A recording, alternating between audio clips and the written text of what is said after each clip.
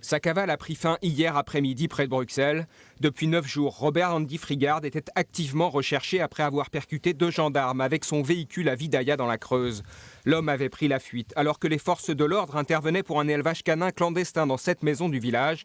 Depuis des années, le Britannique de 51 ans entretenait une relation avec une compatriote qui habitait ici. Épisodiquement, il l'a retrouvé à ce domicile, un couple étrange aux yeux des autres habitants. Il y a quelque chose qui n'est pas normal. Et ça fait 2-3 ans que la commune le savait. Et apparemment, oui, elle sortait les chiens la nuit, d'après ce que les voisins disaient. Derrière l'homme, en apparence discret, se cache un escroc bien connu outre-Manche, dont la vie a même fait l'objet d'un documentaire sur Netflix.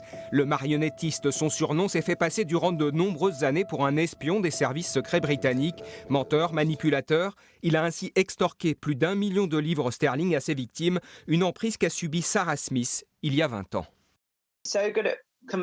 Il est si bon pour mentir et pour convaincre les gens de choses fausses.